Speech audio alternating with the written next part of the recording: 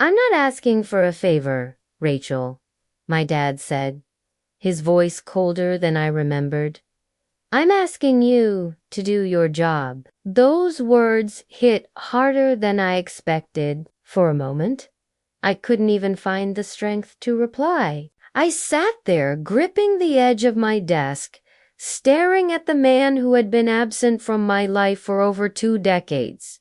His face was hard, and his tone even harder. I couldn't quite tell if it was desperation I heard or pure anger. My name is Rachel Monroe. I'm 31, a defense lawyer with a steady career. I've been single and focused entirely on work for as long as I can recall. My father's presence or lack of it was a defining silence in my life. He left when I was 9, just walked out on my mom and me. No goodbyes, no explanations. And now, after 20 years, he was sitting across from me, not asking, but demanding that I help him. I didn't know what to feel. Leaning back in my chair, I tried to settle my thoughts. So, you want me to defend you? I ask, keeping my tone level. But let's not pretend this is just me doing my job. You need my help. And after everything that's happened, you think you can just walk in here and expect it? He shifted in his seat, but kept his eyes on mine. This isn't personal, Rachel. It's business. I wouldn't be here if I didn't believe you were the best. Of course, he'd say that. My dad always framed things as transactions. What people could offer, what he could gain. Still, there was something else barely visible in his voice. Guilt? Regret? I couldn't tell, and I didn't want to care. I need time to think, I said finally, firmer than I felt. If you'll excuse me, I have other clients waiting. He stood, straightened his suit, and nodded stiffly. Take your time, he replied, though his voice implied the opposite. But remember, Rishomai, life's on the line. Even after he left, the tension remained. I stared at the empty chair where he'd been moments before, my thoughts swirling. I'd handled difficult cases before, but this wasn't just legal strategy. This was him, the man who had left us to struggle, the man who vanished from my milestones. That night, I called Jesse Kumi mentor and the closest thing I'd had to a maternal figure since my mom passed away. He just showed up. Jess, I said, pacing my apartment like he had every right to ask for help. No apology, no recognition of what he did, just, I need you. Jessica sighed over the line. This is a tough one, Rachel, but you're a lawyer first. The real question is, can you put your personal feelings aside and approach this professionally? I stopped pacing and looked out over the city lights. I don't know, I admitted quietly, but I'm not sure I have another option. In the days that followed, I buried myself in the case file he left behind. It was a mess. He'd been accused of embezzling millions from Monroe Investments. The evidence damning: bank transfers, falsified documents, discrepancies in the books. All of it pointed to him. Taking this case meant climbing uphill. But the deeper I looked, the more things didn't add up. Everything was too precise, too methodical. That wasn't my dad. He was impulsive, not the type to plan a scheme like this. That's when I noticed his business partner's name, Alon Carter. It kept appearing in key documents. The more I investigated, the clearer it became. If my dad took the fall, Alan stood to benefit. I didn't yet know what to do with that information, but it planted a seed of doubt I couldn't ignore. Late one night, I called Jessica again. Something isn't right, I told her. I think Alan Carter set him up. She paused before answering. If that's true, Rachel, then this case isn't just about your father. It's about uncovering something bigger. Are you ready for that? I exhaled, exhausted. I don't know if I'm ready, Jess, but I think I have to be. The next morning, I called my father. I'll take the case, I told him, but I'm running it my way. No interference, no lies. To my surprise, he didn't argue. I could hear the strain in his voice, whether he understood how serious this was or realized he had no other choice I didn't know. Preparing for the first hearing was intense. I had to dig through years of financials, speak with employees, and build a case that made my dad look innocent, all while wrestling with my own emotions. Defending him wasn't just a legal matter. It was walking through a battlefield of anger, hurt, and resentment.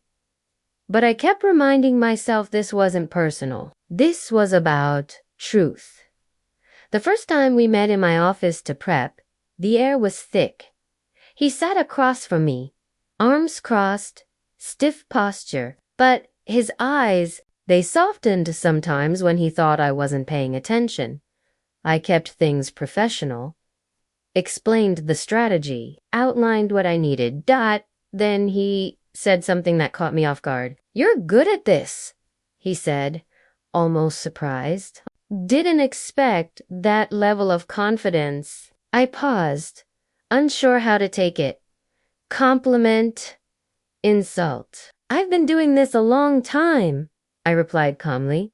It's my job. He nodded, saying nothing more. And just like that, we were back to business. As weeks passed, the case began to form. Alan Carter, my dad's partner, was slick in his deposition. He spoke in careful half-truths, implicating my father while glossing over his own role.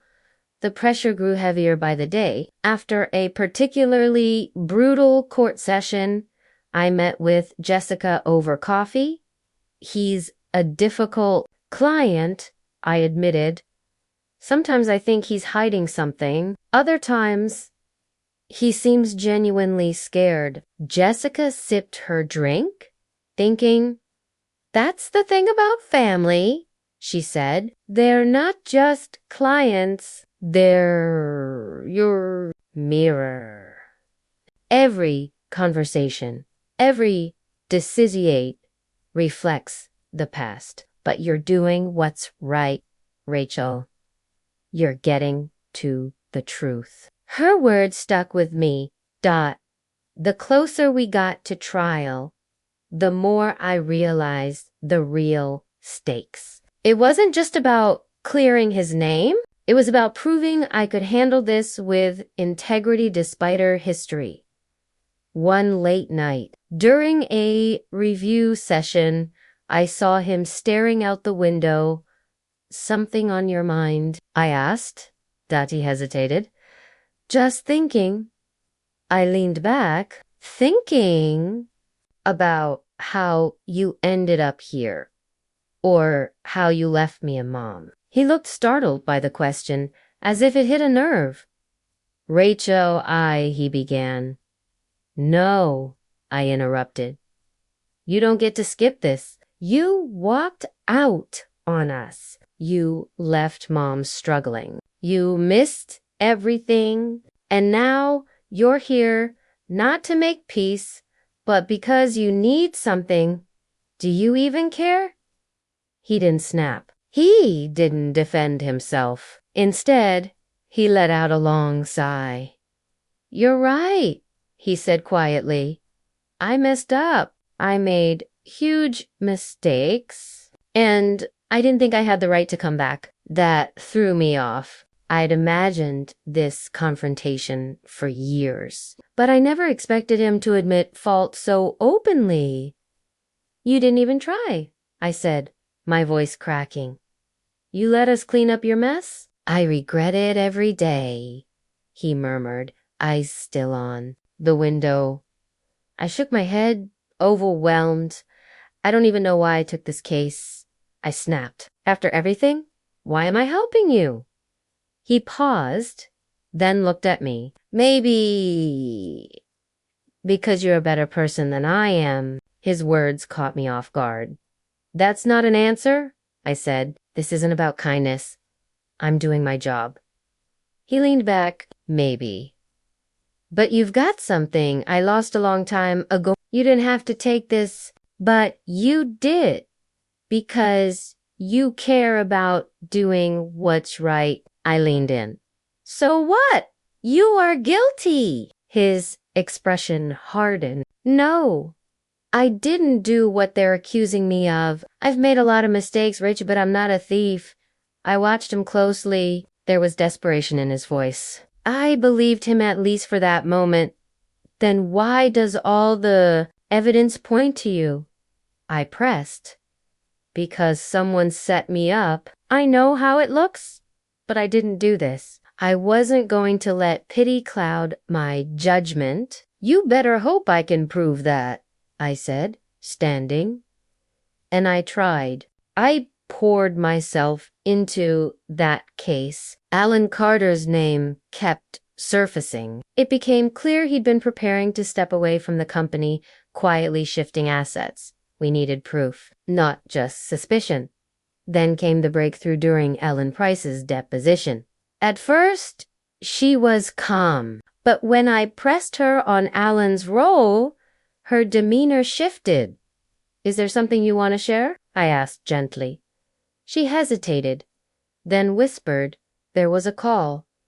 A few months ago, I heard Mr. Carter say, Michael is the perfect scapegoat. Her words hit like a bolt of lightning. But it wasn't enough. We needed hard evidence. That evening, our IT investigator finally called. I found something, he said, an email Carter sent to an external accountant. It's vague, but he clearly suggests shifting blame to your father. He deleted it, but we recovered a backup. It was exactly what we needed. He even confirmed the email came from Alan's office IP. Between Ellen's testimony and the email, we had everything dots in court. I presented the evidence. This isn't negligence, I told the judge. It's a calculated setup. For the first time, Alan Carter looked rattled. Dot and my dad. He looked at me with respect. The judge adjourned the trial against my father. Focus shifted to Alan days. Later, the charges against my dad were dismissed. Alan faced a full-blown investigation. The victory felt complicated. That evening, he came to my office. I just wanted to say thank you, he said. I don't deserve it, but I'm grateful. You don't need to thank me, I replied. I did my job. You did more than that, he said. You saved my life. I stared at him, unsure if I believed it. It wasn't loyalty, I said. It was about doing what's right and proving I could be better than what you were. He nodded, regret heavy in his eyes. I hope one day you can forgive me. I said nothing. Maybe I never will. Some wounds run deep. But I didn't need his forgiveness or his pride. I needed to prove something to myself. And I had Dot. As he walked out of my office, I stayed behind. Still, I wasn't that little girl anymore. I was Rachel Monroe, and I had fought for my own worth.